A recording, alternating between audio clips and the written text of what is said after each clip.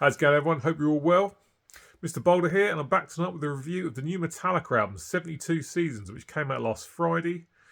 One of the most anticipated releases of the year, one of the biggest bands in the world, and for me, easily one of the most important metal bands of all time. Definitely in the top 5 as far as I'm concerned.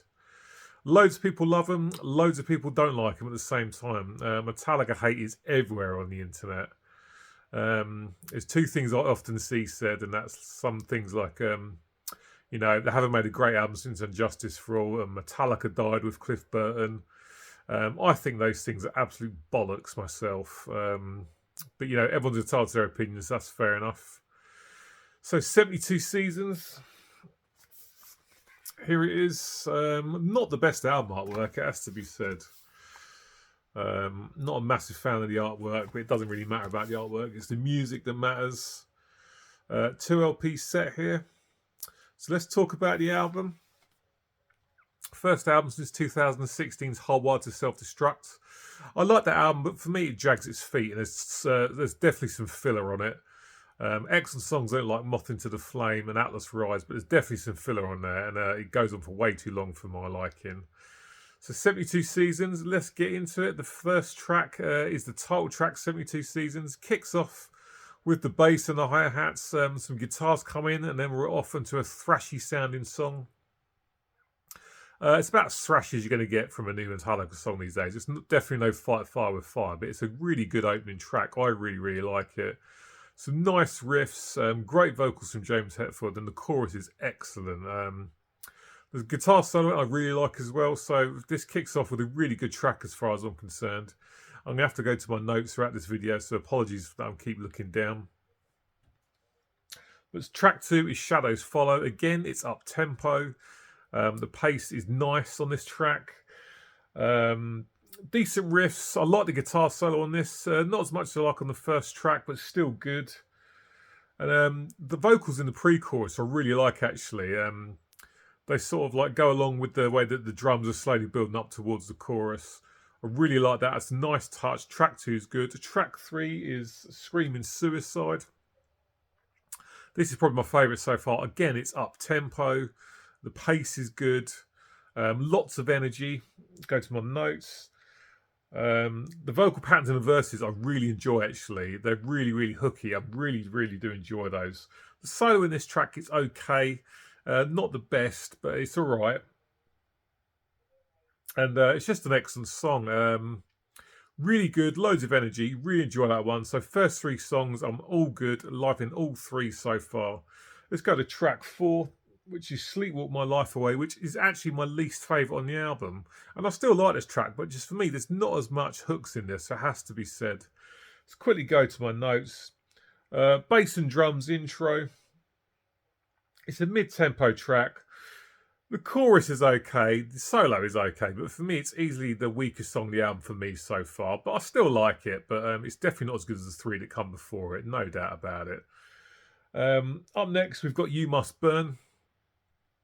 This is a really good track. Much better than one that just come before it. This is, again, it's mid-tempo. It's got a definite sad but true vibe to it. Let me find out where I am. Great chorus. Solo on this is really good, and I just love the mid-tempo groove to it. Really good song. It's quite different compared to everything that's come before it so far, obviously because of the change up in the tempo, but great track that I really love. Up next is Lux Eterna, which was the first song that was released from the album, and I absolutely love this song. Double kick drums going away. Sounds really good. The riffs really reminded me of Kill 'Em All when I first heard it. The verses, the vocals in the verses are really, really good. I love the vocal patterns. And James Hetfield's voice in the choruses is fantastic. Hits that high note. Really, really good song. Short and sweet, gets to the point. Excellent song. One of my favourites on the album, no doubt about it. So that's at the end of the first LP. Second LP kicks off with Crown of Barbed Wire, which is again a mid-tempo track. Excellent vocals again. I really like the vocal patterns in the verses, and a great chorus, strong chorus, good solo. That is a great track. Really love that one. Up next, we've got Chasing Light. I'm going to have to go back to my notes on this one. Let's have a quick look. Chasing Light is definitely mid-tempo again. There's some faster sections in it as well, which I really enjoy. Pre-chorus and the choruses sound great on this one as well. Good track. Not my favourite, but one that I like a lot, has to be said. Up next, we've got If Darkness Had a Sun, and this was another single that was released. And this is, again, one of my favourite songs on the album. It's mid-tempo. The chorus is very, very catchy, very hooky. I love the vocals. Good solo. The riffs throughout are good. A lot of bass work from Rod Trujillo on this one. And just a great track. It's easily one of my favourites on the album. It's really, really good stuff. I'm just going to have a quick sip of coffee before I go any further. On to the last three songs now. Too Far Gone. Again, it's an up-tempo track that I like a lot. Just going to quickly go to my notes. It's quite thrashy. Chorus is really strong. Again, the vocals from James Hetfield are very, very good. I know I'm saying that a lot, but I think the vocals are fantastic on this record. It's got to be said. Track 11 is Room of Mirrors. Again, it's an up-tempo, thrashy track. Solo's good. There's some nice harmonised guitars in the solos, which I really enjoy, which I haven't noticed on any other songs on this album so far. And the drums from Lars Ulrich are very good as well, actually.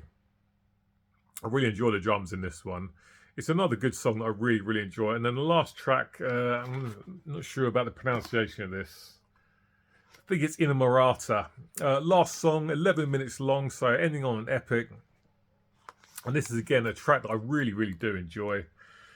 The bass throughout the entire track is really good. Again, from Rod Trujillo. It really feels like Rob is part of the band now. And not kind of felt like a hired gun before, but he really feels like he's part of the band now with regards to the writing process and everything. Great stuff. The lyrics and the vocals, again, very good. The guitar solo in the outro is excellent. And the chorus, again, is really good. I like the lyrics in this song as well. The lyrics throughout the whole album are pretty good, it has to be said. But on this song, for me personally, I really do enjoy the lyrics. And that's the end of the track listing. So, what is my opinion on the new Metallica album? Yeah, as you can probably guess, I really, really like it.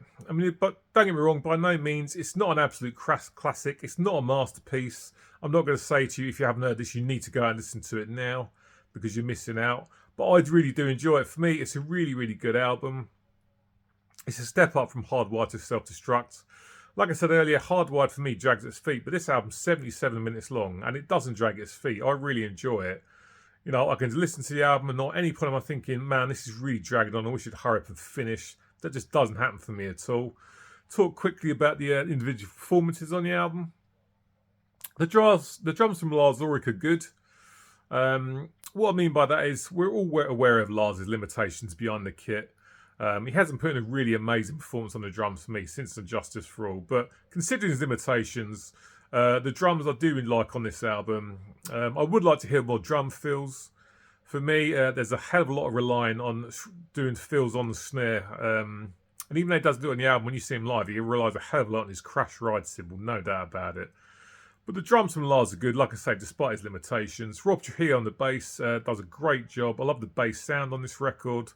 Like I say, there's some parts that where he's filling in nicely underneath solos, which sound really good. So I do enjoy the bass from Rob. Kirk Hammett's solos, some of them I really, really enjoy. Others I just think are decent. But some could be better, has to be said. I think Kirk Hammett is someone who's definitely in his comfort zone and he's not going to be getting out of it anytime soon. And last of all, James Hetfield, vocally for me, he sounds absolutely phenomenal on this album. I've mentioned the vocals a lot in this quick review. And I think he's sounding absolutely fantastic on this, especially in Lux Eterna when he hits the high notes in the chorus. Sounds fantastic.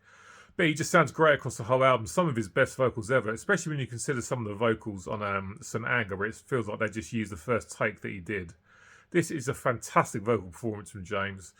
Obviously, the rhythm guitars that he plays are fantastic. One of the best rhythm players, no doubt about it. The riffs on this album I really, really enjoy. Loads of good riffs. Nothing outstanding, though, actually, it has to be said. Nothing really, really stands out as being brilliant, but I do like a lot of the riffs. I think Rob Trujillo and Lars Ulrich are locked in really nice and tight on this album, so the rhythm section sounds really strong. I know overall it's just a really good album. Now let me quickly go back to my notes just in case there's anything I forgot, because you know you always forget stuff if you don't look at your notes. Yeah, that's one other thing I was going to mention. Even though I like the guitars on this album, I wish Metallica would get someone in to sort out their guitar tone. Because even though I like the guitar tone on this album, they haven't had a really good tone for a very, very long time. When I think of someone like Gary Holt from Exodus, he's got a killer guitar tone. Even though the tone of this is fine, it could definitely be better. And for me, Metallica definitely need to sort out a better guitar tone. But they still sound fine. And just Metallica in general are definitely in their comfort zone. You know, this record sounds exactly how I expected it to sound. You know, it's not really pushing out any kind of boundaries, but it's still a good record. For me, you know, Metallica, they've been around a long time. They paid their dues a long time ago. They haven't got to prove anything to anyone. And this is the good album. You know, like I say, it's by no means a masterpiece. It doesn't blow me away, but it's an album that I can sit and listen to and enjoy from start to finish. And it doesn't drag its feet, despite the fact that it's 77 minutes long. And it's a fantastic album that I really, really enjoy. And I'm glad they've put another album out, because it's been a long time since the last one. And hopefully we'll get another couple of albums from these guys before they eventually call it a day. They've been around for 40 years now. You can't carry on going forever, you know. But a good album. I'm really enjoying it. And that is my review of the new Metallica album, 72 Seasons. As always, get in the comment section. Let me know what you think about the album. Do you like it? Do you not like it? Like, comment, subscribe, all that good stuff. It would be very much appreciated. I'll be back with you soon. Until then, cheers, take care, and I'll see you later.